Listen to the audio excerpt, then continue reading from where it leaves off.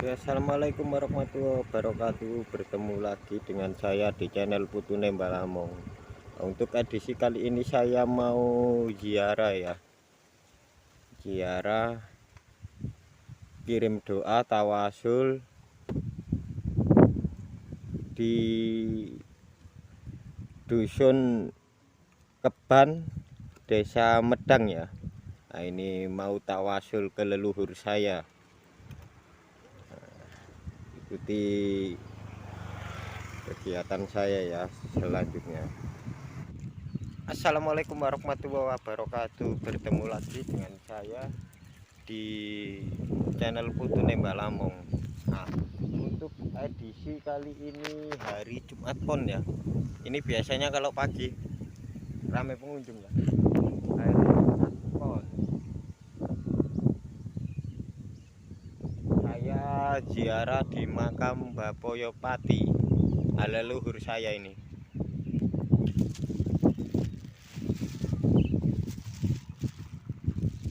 Ini leluhur saya.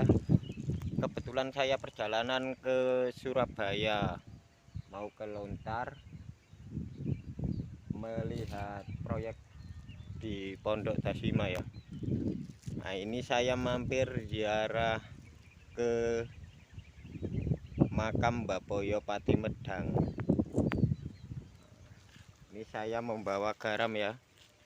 Membawa garam, saya mau ambil karoma atau barokahnya makam ini ya.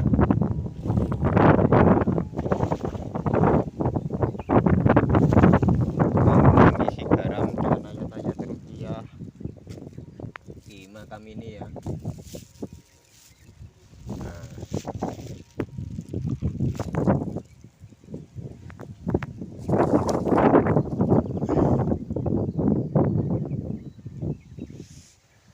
Nah, di sini saya mau bertawasul, kirim doa, meditasi dan lain-lain ya. Karena ini makam leluhur saya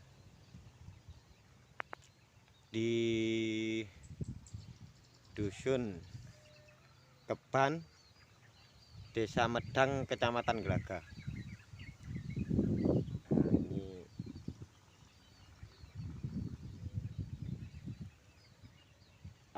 makam ini ada hubungannya dengan mitos sebagian orang Lamongan yang tidak memakan lele ya. Nah, untuk melihat kegiatan saya selanjutnya,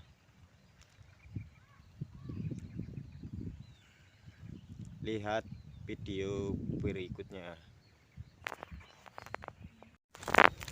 Nah, inilah makam Bapoyo Pati Medang. Ini ada tulisannya, perhatian pengemis harus di luar gapura.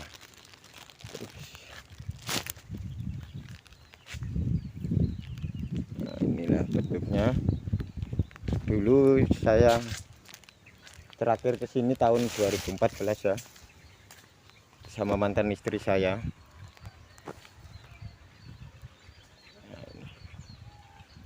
Nah, inilah lokasi makam Bapoyo Pati.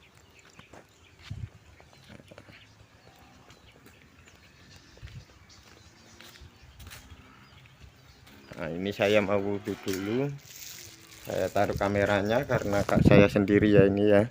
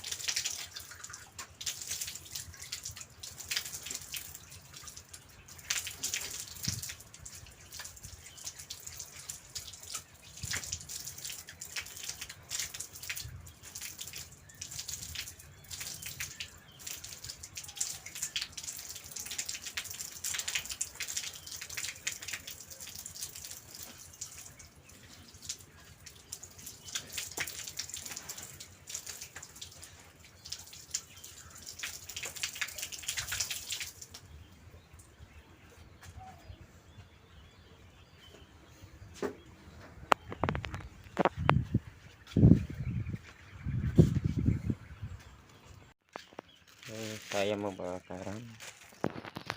Nah, inilah makamnya ya.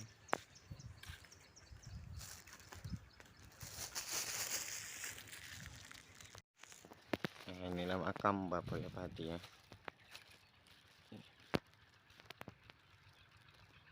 Nah, di sini saya mau bertawasul, kirim doa, dan insya Allah saya akan menceritakan sedikit kisah Mbah Boyopati Medang ya,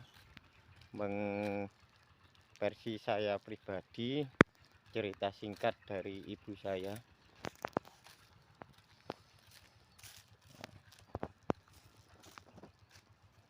Inilah makamnya ya. Alhamdulillah sekarang sudah terawat.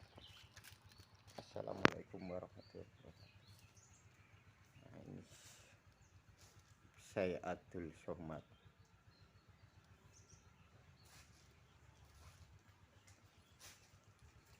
Nah, di sini saya mau bertawasul ya, kirim doa kepada leluhur saya ini karena saya keturunannya. Assalamualaikum warahmatullahi wabarakatuh. Bertemu lagi dengan saya di channel Putune Mbah Lamong. Untuk video kali ini saya berada di Dusun Keban, Desa Medang, Kecamatan Gelagah, Kabupaten Lamongan. Nah, untuk edisi kali ini saya ziarah ke leluhur saya ya, yang makamnya ada di Desa Medang, Gelagah, Lamongan.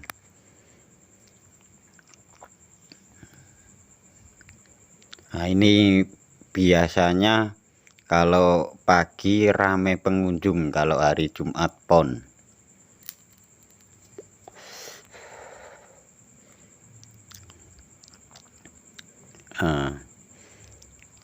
Saya sedang ziarah, meditasi, berzikir, dan mengisi garam, mengambil karoma Mbah Boyopati Medang atau Adus Somad. Nah, saya juga akan menceritakan ya sama dulur-dulur semua dongeng ibu saya ya, kenapa orang Lamongan sebagian ada yang tidak makan lele, termasuk saya ya. Nah, ini saya mau menceritakan pada zaman dahulu ya, Sunan Giri melakukan pengembaraan dan beristirahat di Desa Kauman, Kecamatan Karangbinangun. Ketika singgah Kanjeng Sunan Giri bertemu dengan Dewi Asika atau dikenal dengan Mbok Rondo Barang.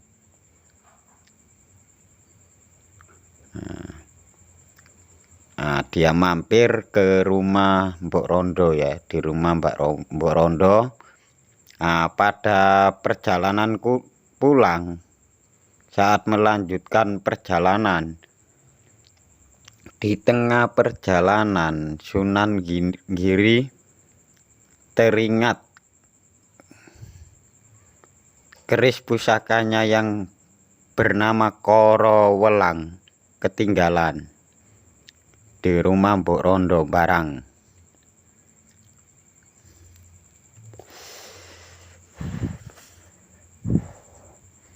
Nah, entah dengan alasan apa kok beliau menyuruh salah satu santrinya, cantriknya, yaitu yang bernama Danu Rekso atau Mbah Boyopati, untuk mengambil kerisnya.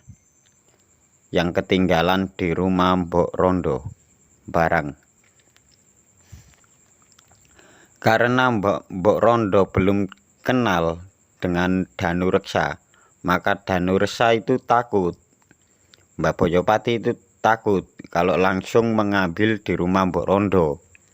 Nah, tapi Mbak Boyopati atau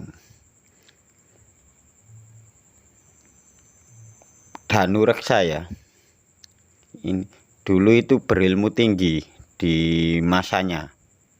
Nah, dia mengintip di rumah Mbok Rondo dan Mbak Boyopati tahu kalau Mbok Rondo suka dengan kucing. Nah, habis itu Mbak Boyopati itu punya ide, jadi berubah menjadi kucing. Nah, untuk agar bisa masuk ke rumah Mbok Rondo barang.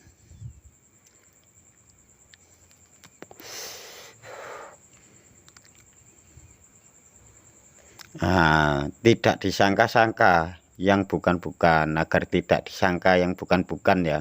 Jadi Mbak Boyopati itu masuk ke rumah Mbok Rondo itu menjelma menjadi kucing. Jadi merubah dirinya menjadi kucing agar Mbok Rondo tidak curiga. Nah, setelah keris itu digigit sama kucing, dibawa Mbak Boyopati ya, itu Mbok Rondo kaget, kok ada kucing menggondol keris tamunya, yaitu Sunan Giri yang ketinggal. Nah, Mbok Rondo berteriak dan memukul kentongannya. Nah, kucing itu jelmaan Mbak Boyopati pun melarikan diri. Nah, jadi Mbok Rondo itu teriak-teriak dan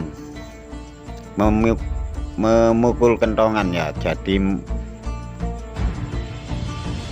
banyak warga yang berdatangan untuk mengejar kucing itu atau jemaah Mbak Boyopati. Nah, Mbak Boyopati itu sempat mau tertangkap dan bingung ketakutan. Namun di tengah kebingungan itu hanya ada jalan satu-satunya, yaitu menjegur atau melompat ke dalam sendang atau jublang ya kalau di Lamongan ya, atau belumbang kolam yang berisi banyak ikan lele.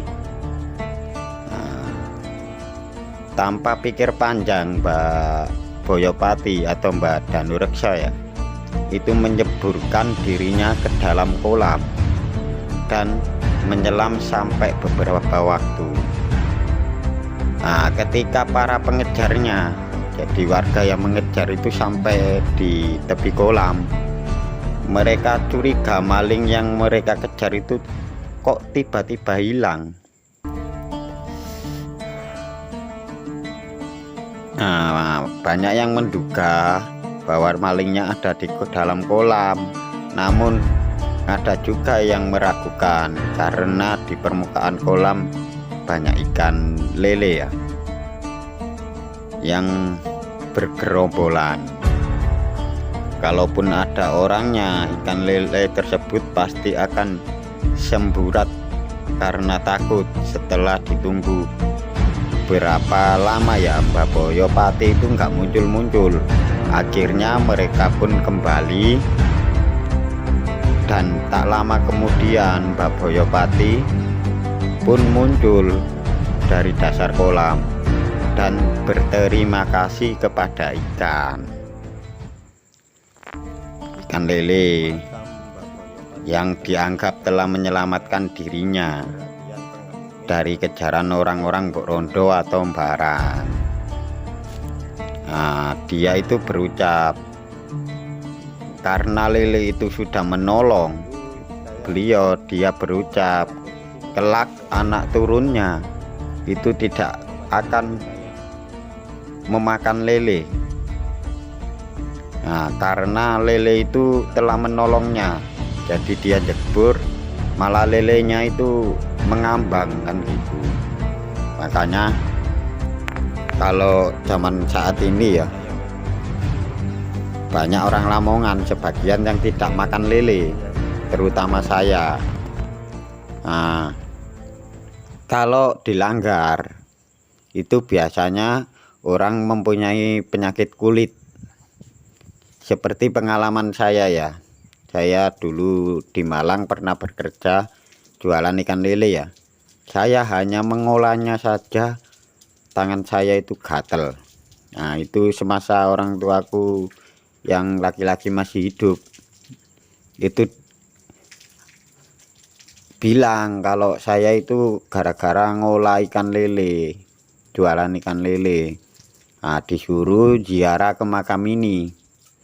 Ya alhamdulillah, sejak saya ziarah ke makam dan minta maaf ya kepada Mbak Boyo, leluhur saya sembuh sampai saat ini.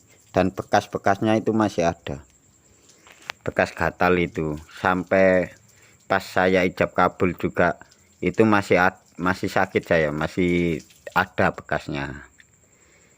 Nah, kalau keris kolowelang itu tadi ya, itu sampai saat ini masih ada ya kerisnya itu ya, ditempatkan sekarang disimpan di Ngroyok kalau nggak salah, itu yang dijamas 1 tahun sekali pas bulan besar, 10 besar ya, pas Idul Adha. Nah, jadi setelah keris itu dikembalikan ke Sunan Giri, Sunan Giri menghadiahkannya kepada Mbak Boyopati, dan Mbak Boyopati disuruh menyebarkan agama di kawasan Desa Medang dan sekitarnya, dan akhir hayatnya itu dimakamkan di Desa Medang, Kecamatan Glagah. Nah, cukup sekian, semoga ya videonya bermanfaat dan menambah wawasan kita, uri-uri budaya, mengungkap sejarah, membudayakan budaya sejarah. Dan insya Allah itu cerita saya ini benar, karena ini dongeng dari ibu saya dan bersumber dari masyarakat Medang yang saya tanyain. Cukup sekian. Assalamualaikum warahmatullahi wabarakatuh. Saya mau mengungkap misteri apa ya, sejarah makam Mbak Boyopati tadi ya, soalnya videonya kehapus. Nah, jadi itu saya lihat versi saya sendiri ya, saya lihat secara kebatinan itu ada hubungannya orang Lamongan yang pantang memakan ikan lele. Jadi makam tadi itu ada hubungannya dengan ikan lele ya. Jadi ini versi saya pribadi ya, versi putune Mbak Lamong ya. Jadi itu sejarahnya makam Mbak Boyopati itu dulu itu santrinya Sunan Giri. Jadi santrinya Sunan Giri diutus mengambil sebuah tombak ya, tombak Luk 7 kalau nggak salah tadi ya, namanya tombak Korowelang. Nah, itu yang ketinggalan di rumah Barang atau Borondo ya. Ambarang itu untuk saat ini lokasinya Kecamatan Gelagah. Jadi disuruh mengambil sebuah pusaka Sunan Giri yang ketinggalan, tapi Mbah Boyo Pati atau saya Abdul Somad ya, itu mengambilnya secara diam-diam. Jadi saat mengambil dia itu menyirap warga, terus di sekitar rumah Mbok Rondo tadi ya. Jadi tertidur semua. Habis itu tombaknya diambil, kerisnya diambil. Pas ngambil itu barang atau Mbok Rondo itu terbangun. Dia memukul kentongan, teriak-teriak maling. Terus Mbah Boyo Pati tadi itu dikejar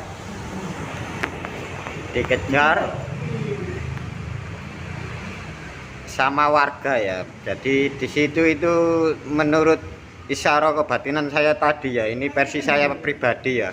Soalnya banyak yang membelokkan sejarah. Tapi kalau ahli kebatinan pasti tahu karena konsultasi sama korin atau kodam di lokasi situ. Tapi ini versi saya pribadi. Jadi itu dikejar dari barang itu dikejar, jadi lari ke selatan ya, selatan timur ya, lari ke selatan. Itu di lokasi makam Mbah Boyo Pati tadi itu ada sebuah sendang. Sendang kalau bahasa orang Lamongan itu namanya jublang. Sendang karena kepepet Mbah Boyo Pati itu terjun ke sendang itu. Dia berdoa, merapal semua ilmu atau asma beliau ya. Kalau sekarang asma hijab atau keilmuan ya. Setiap keilmuan pasti ada mantranya ya. Jadi merapal ilmunya, jadi minta perlindungan kepada Allah ya.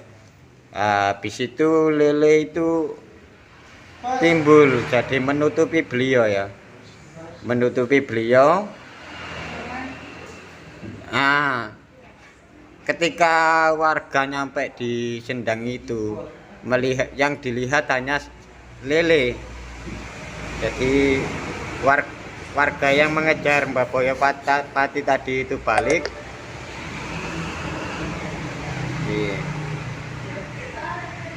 Dan Mbah Boyo Pati itu bersumpah atau berujar, jadi anak turunnya kelak tidak akan makan ikan lele. Makanya kalau makan ikan lele akan menderita penyakit kulit ya. Itu contohnya saya sendiri sih. Saya sendiri pernah menderita penyakit kulit itu selama 2 tahun. Itu semenjak saya dagang lele di Kota Malang ya, daerah Gadang. Itulah cerita singkat makam tadi ya. Tapi setelah beliau selamat itu kerisnya dikasihkan ke Sunan Giri, tapi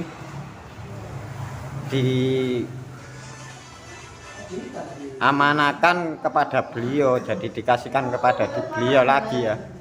Jadi tombak itu sampai sekarang masih ada di daerah Groyok Lamongan ya. Jadi Idul Adha kalau nggak salah itu penjamasannya beda sama tombak lainnya. Kalau lainnya kan 1 suro.